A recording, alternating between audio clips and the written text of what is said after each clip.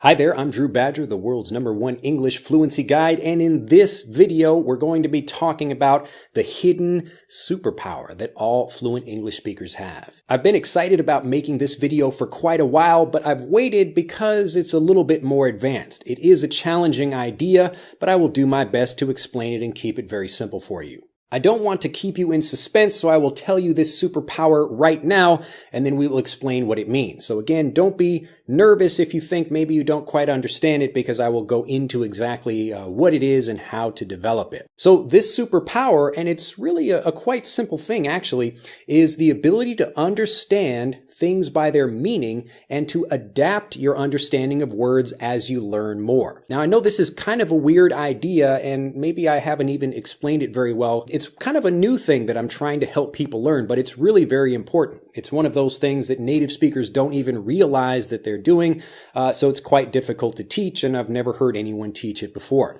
Anyway, let's explain what it means. So if you're thinking about maybe learning a verb, and I've covered this, or I covered this quite recently when I was making a video talking about the different uses of get. And this is the most powerful verb that you can learn in the English language because it's so common and so useful. But in that video, what I talked about is, number one, the most important thing you should be doing for building a huge vocabulary quickly is, instead of trying to learn an English word through your language, you need to be understanding everything through English. So when you're watching people, maybe people are like, there are lots of English teachers actually from all over the world that are teaching, but they're using their native language to help you learn. Now, I think there is value in this because there maybe are a few things that are maybe specific to a person's language, or maybe some difficult pronunciation things that are required by having someone do that. But you must also be learning with the native speaker and someone that understands things in a way like I do, that can pronounce them perfectly, as well as present them in a visual way, because you want to be focusing as much as possible on learning things the same way native speakers do. So you don't want to put any steps between the language you speak, so your native language,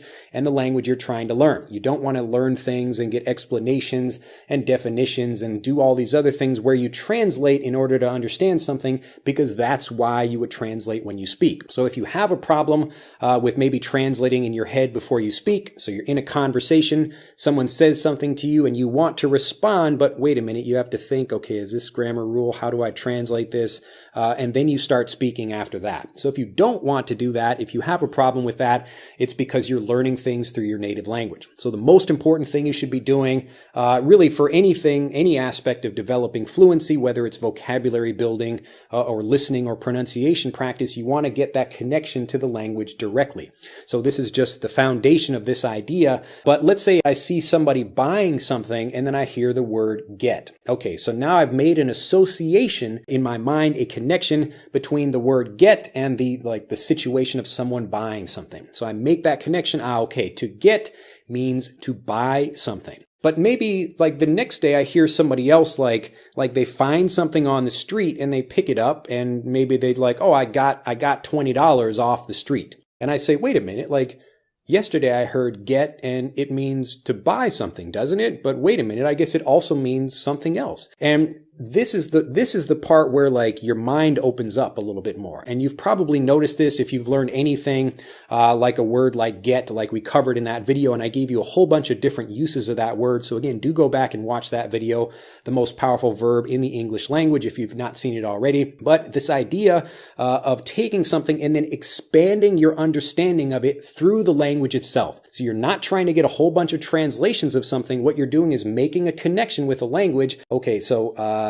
I see somebody buy something, so I'm looking at a situation, and then I connect that with the word. So to buy something, to purchase something, I'm giving someone money and I get something. So I'm buying something from a person. Now, if I think about that, and that's the only meaning that I understand, like I will continue to go through life thinking that buy means get. So it's the same thing. But as soon as I hear something else, now my mind has to change. My mind has to open up a bit more to start receiving other definitions of what something like that means. So, okay, get does not just mean buy something. It could also mean to find something on the ground.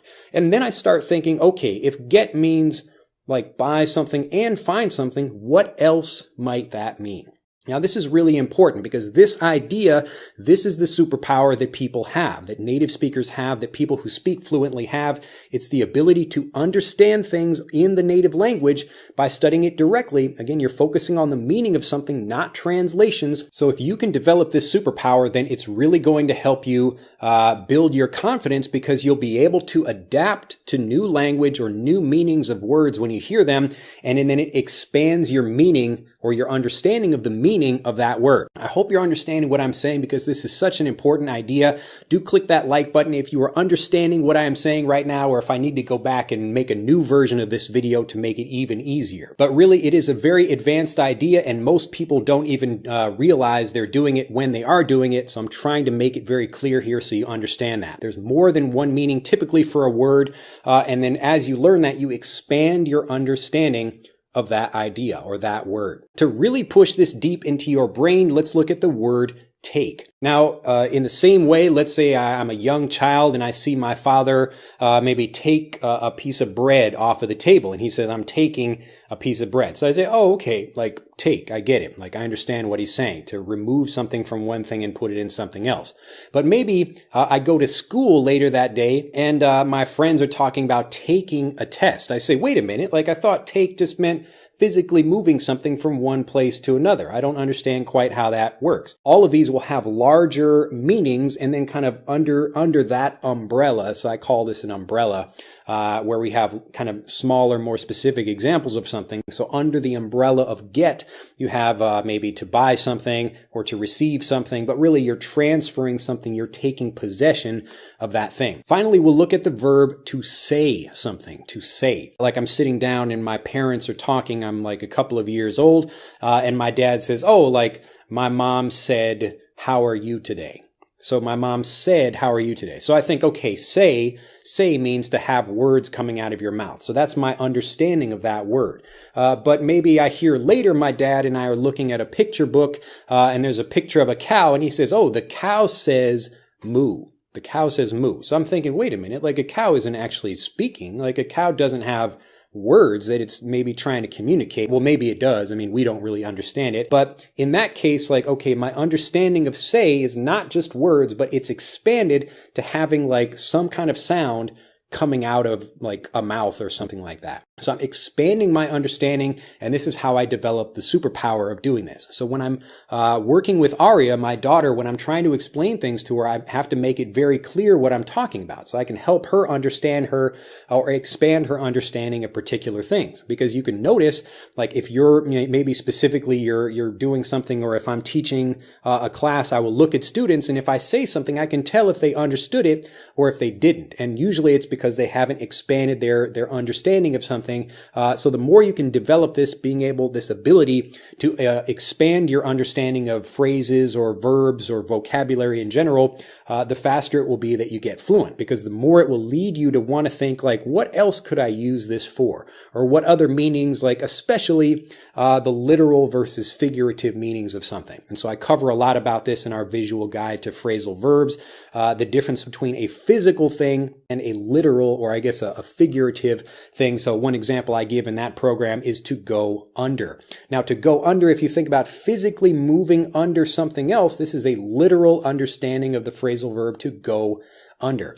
But the kind of more figurative understanding of that is like a company going under when it goes bankrupt. So to go bankrupt means to lose all of your money. And in that way, we're taking an idea, we're expanding our idea, we're expanding our understanding of what to go under means. And so you can find this everywhere. And the more you can do this, the more you don't like lock yourself into a particular understanding of a word, the more you can keep open and always be learning kind of new things. Like one trick I'll give you right now, like if you take even a basic verb like get, just search the verb get on Google, and you can look at a huge list of all these things, read through them.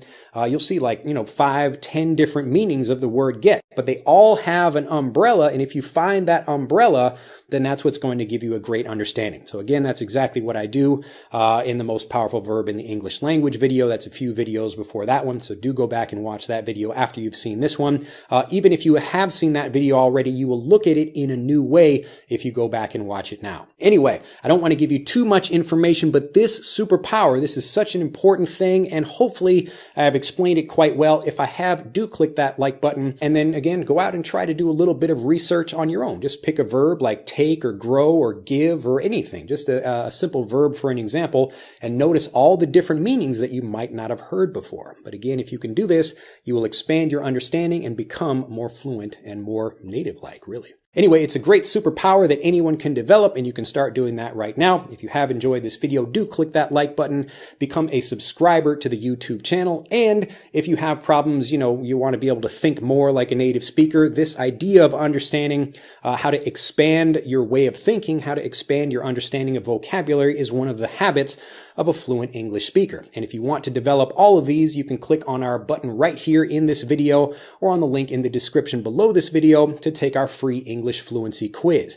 And it will help you understand exactly what you're struggling with and give you specific advice you need to help develop that habit. So all of these things are required. Becoming a fluent speaker does not mean learning more words. It just means developing the habits that native speakers have, and we can help you do that. Have a fantastic day, and I'll see you in the next video. Bye-bye.